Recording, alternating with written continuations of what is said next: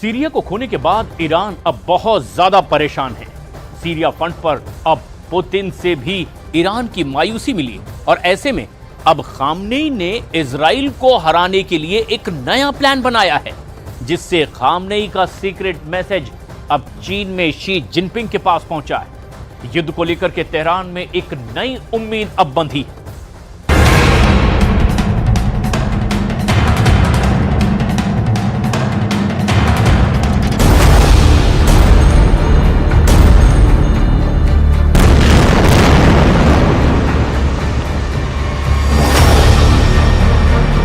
क्या ईरान ने master stroke चल दिया है?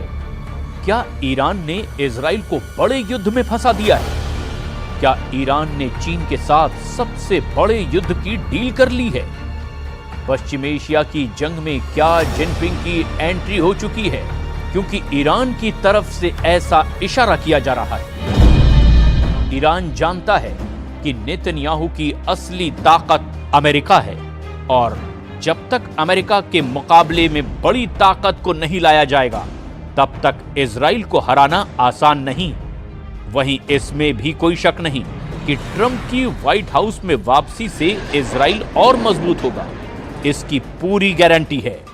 ऐसे में पश्चिम एशिया में इजराइल और अमेरिका पर लगाम लगाने के लिए ईरान ने प्लान बी पर काम करना शुरू कर दिया है और इस प्लान बी का मतलब है शी जिनपिंग।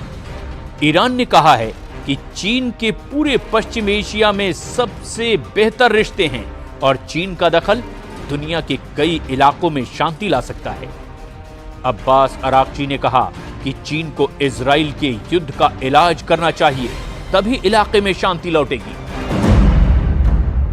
चीन میتونه قدرت ایفای نقش سیاسی در منطقه برای حل و فصل اختلافات، برای کمک به کشورهای منطقه در جهت رسیدن به راه حل‌های مسالمت آمیز برای اختلافات خودشون کمک بکنه چین و جمهوری اسلامی ایران به سهم خودش از این حرکت استقبال میکنه و آمادگی همکاری رو داره.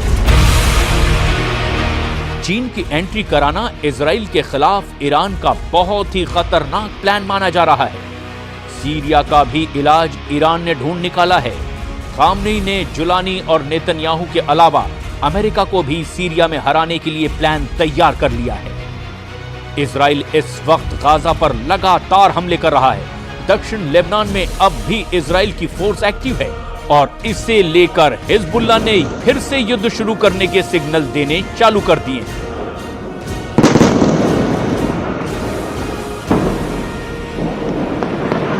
لا يوجد جدول زمني يحدد أداء المقاومة لا بالاتفاق ولا بعد انتهاء مهلة 60 يوما في الاتفاق.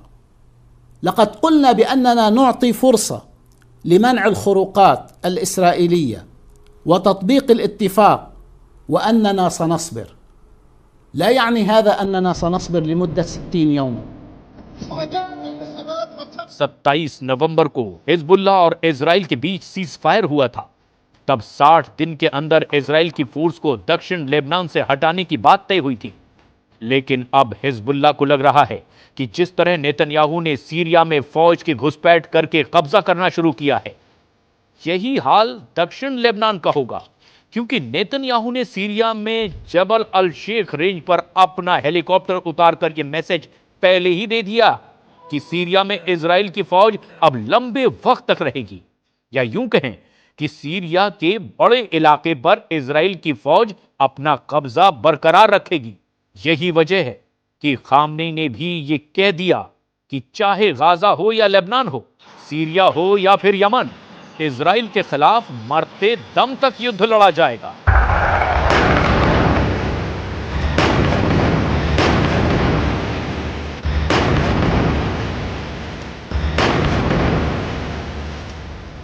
هر گونی که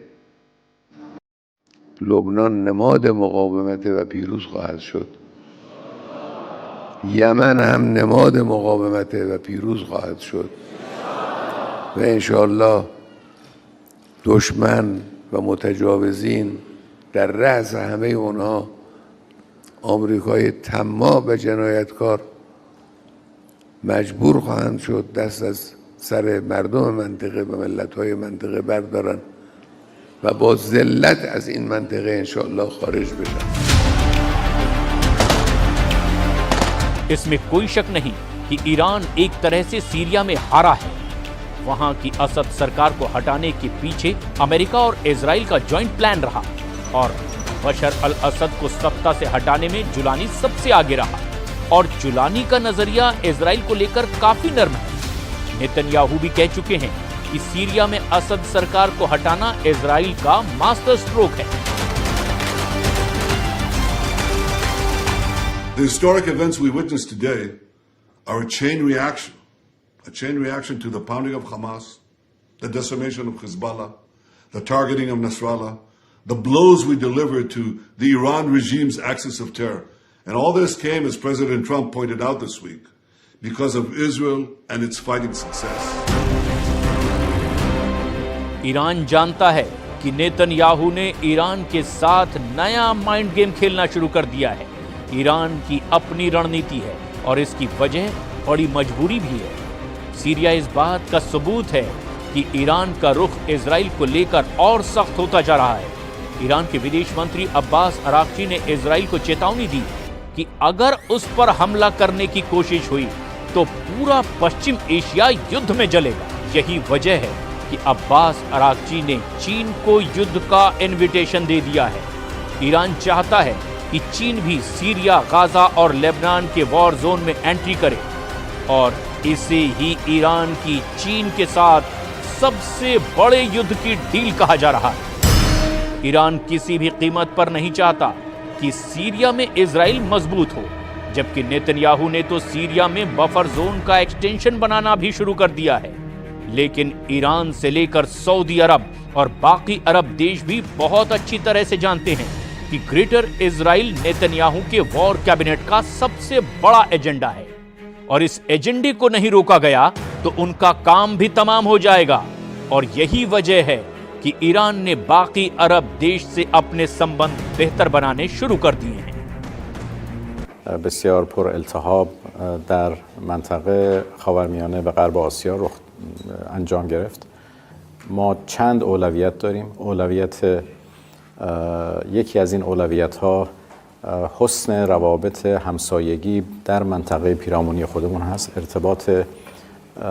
ایجاد ارتباط خوب.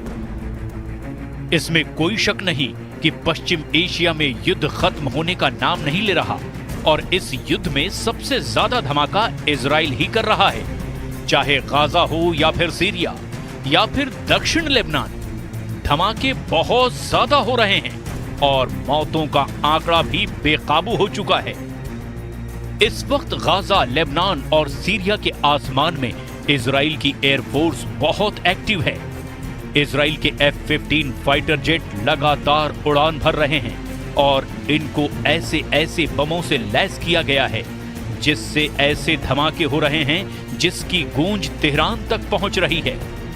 इजराइल के इन धमाकों के साथ सीरिया में जुलानी का ऐसा तूफान आया है कि उस तूफान में न सिर्फ बशर अल असद की सरकार उड़ी बल्कि असद की मदद करने वाले पुतिन और खामनेई का मजबूत खूंटा भी उखड़ गया। जुलानी ने सीरिया में ऐसा जाल फैलाया कि इस जाल में फंसे रूस और ईरान की सेना को सीरिया से भागना पड़ा। जुलानी का जाल बुनने वाले तुर्की और इजराइल इस वक्त बहुत खुश हैं। जुलानी का जाल इतना मजबूत बताया जा रहा है जिसकी जद में अब कई और अरब देश भी आ सकते हैं। डर है कि इसमें जॉर्डन के राजा किंग अब्दुल्ला भी फंस न जाएं और जुलानी का अगला टारगेट जॉर्डन बन सकता है। खौफ सऊदी अरब में भी बढ़ चुका है।